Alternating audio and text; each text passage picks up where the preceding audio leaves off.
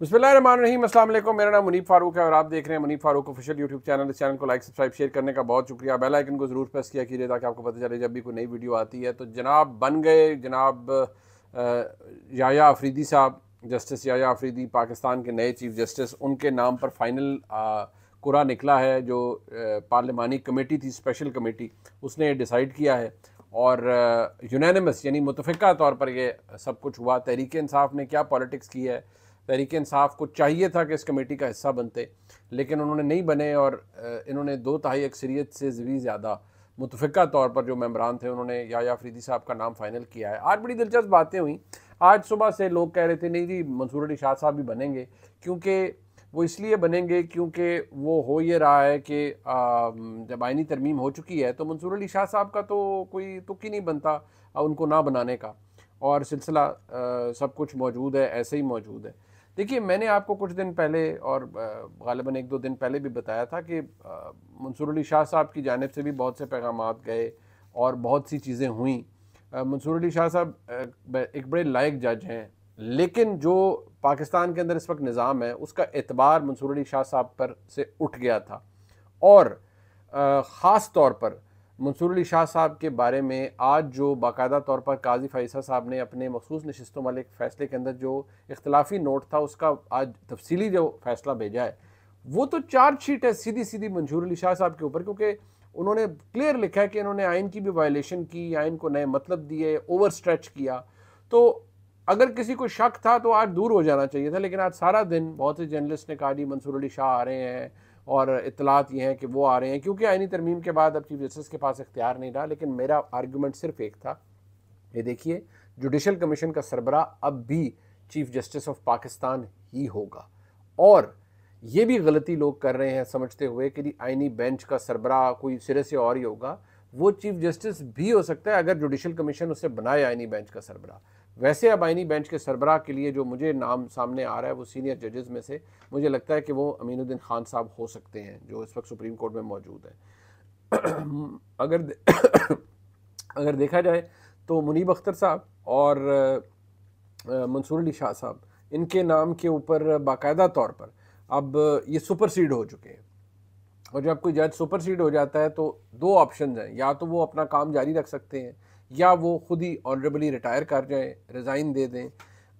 फ़ौज के अंदर तो ये कन्वेंशन है, एक प्रैक्टिस बनी हुई है कि अगर आपसे कोई जूनियर आपके ऊपर आ जाए तो आप रिज़ाइन कर देते हैं। जैसे कोई अगर पैनल है आर्मी चीफ़ की अपॉइंटमेंट के लिए तो ये होता है। लेकिन लाहौर हाई कोर्ट में तीसरे नंबर वाली जज साहिबा जब चीफ जस्टिस बनी तो जो बाकी 2 जज साहिबान थे वो बाकायदा तौर पर वो चलते रहे, वो अभी भी काम कर रहे हैं लाहौर हाई कोर्ट के अंदर।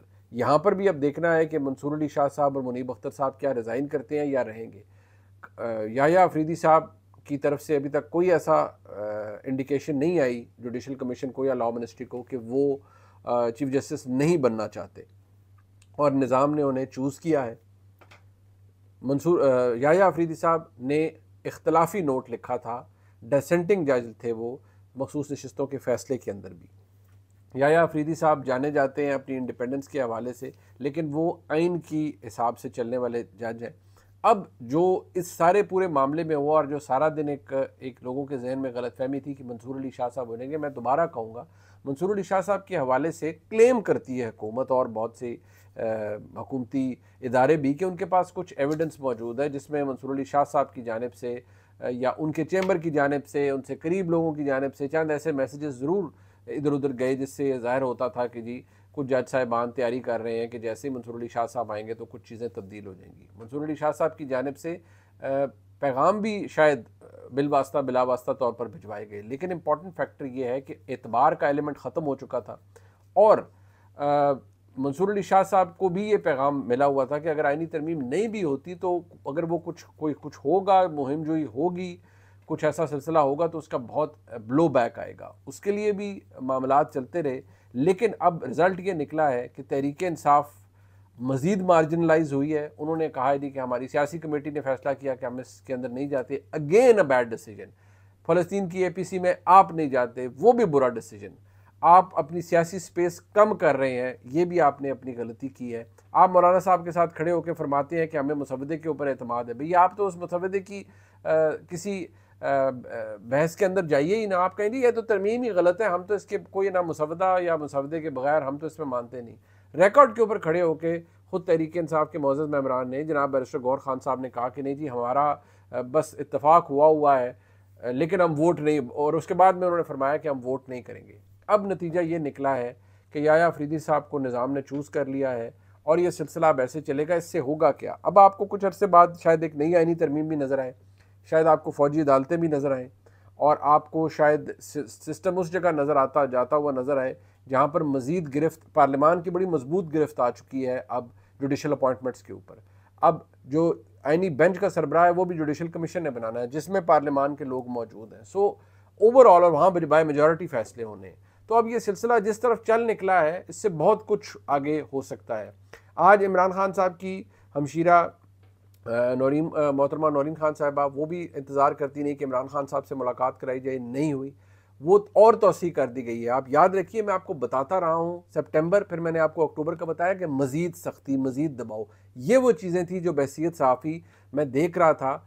जब आप बहसीत सहाफ़ी कुछ चीज़ें देखते हैं, आप उनको ऑब्जेक्टिवली जब असेस कर रहे होते हैं, मैं दोबारा कहूँगा बहुत से लोगों को तकलीफ़ होती है, लेकिन मैं इस चीज़ के ऊपर तो कहूँगा, जब आप इमोशनली किसी चीज़ में इन्वॉल्व नहीं होते ना और ऑब्जेक्टिवली देख रहे होते हैं कि यार ये हो रहा है, ये एनालिसिस, ये खबर है, इस पर ये एनालिसिस बनता है, फिर आप रैशनली सोच लेते हैं। लेकिन जब आपने बस बैठ के कैंपेन करनी हो कि जी बस छा गया वो और छा गया वो और ये हो गया और वो हो गया, तो मैंने आपको इसी प्लेटफॉर्म से बताया कि आज पॉलिसी ये है, कल पॉलिसी बदलेगी, और जब अगर जाकर पॉलिसी बदलती है और वो इमरान खान साहब के हक़ में होती है तो इंशाल्लाह आपको यहाँ पर ही मैं बताऊँगा कि पॉलिसी बदल चुकी है। लेकिन इस वक्त पॉलिसी PTI के लिए बैड टू वर्स हो गई है, यानी कि अगर कम ख़राब थी तो अब बहुत ज़्यादा ख़राब हो चुकी है, और हालात PTI के लिए मज़ीद ख़राब हो रहे हैं जिस तरीके से ये चीज़ें सामने आई हैं।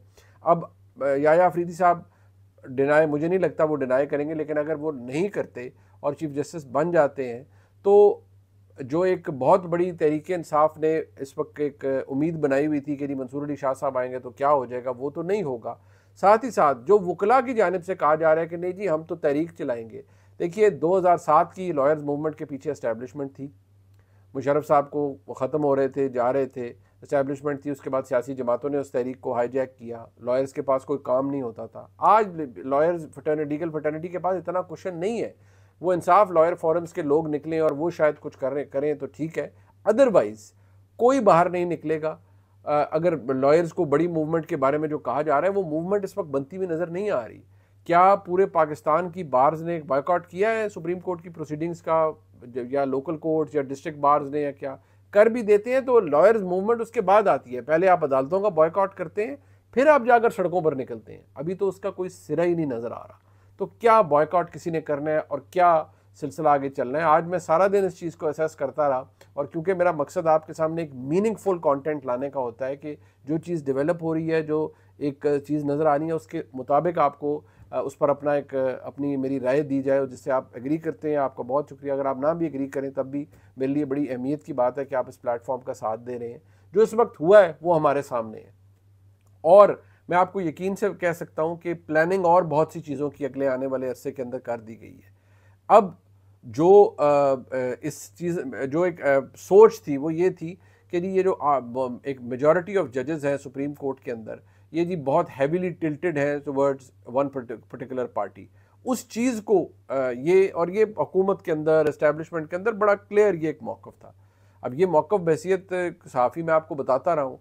अब मुझे लग रहा है कि जिस तरीके से काबू किया गया है, जिस तरीके से पार्लियामेंट का कंट्रोल रखा गया है जुडिशल अपॉइंटमेंट्स के ऊपर, कॉन्स्टिट्यूशनल बेंच की अपॉइंटमेंट के ऊपर, और जिस तरह इनग्रेस किया गया है, मुझे लगता है कि ये सिलसिला अभी यहाँ से शुरू हुआ और ये और आगे जाएगा। अगर मिलिट्री कोर्ट्स कल एक आईनी तरमीम के अंदर आ जाते हैं तो फिर तो हु नोज़ कि आगे क्या होगा। फैज़ हमीद साहब का कोर्ट मार्शल चल रहा है, अभी नहीं 4 महीने बाद सही, 5 महीने बाद सही उसका नतीजा निकलेगा, और उसके नतीजे से कुछ चीज़ें शायद और भी लिंक हो जाएं जिनके बारे में क्लेम किया जाता रहा है। एविडेंस क्योंकि हमारे सामने नहीं है, लेकिन क्लेम किया जाता रहा है कि जी वो उसके ताने बाने इमरान खान साहब से मिलते हैं। जहाँ इमरान खान साहब से रब्ता मुनक़ता हुआ, तहरीक इंसाफ डोल गई, कभी ये कर रहे हैं, सुबह ये कर रहे हैं, शाम ये कर रहे हैं, रात ये कर रहे हैं, कोई कोहेरेंस नहीं है पॉलिसी के अंदर। और आज जितने लोग वो बाहर बैठ के, को अमेरिका बैठा हुआ है, को यूके बैठा हुआ है, को कहाँ बैठा हुआ है, बढ़ के मार रहे हैं, उनकी पॉलिसी से तहरीक इंसाफ को क्या मिला है? कुछ भी नहीं। सिवाय हजीमत के, सिवाय एक फेल्ड एहतजाज के, या गंडापुर साहब ने कहा जी हम निकलेंगे पूरा पाकिस्तान बंद कर देंगे।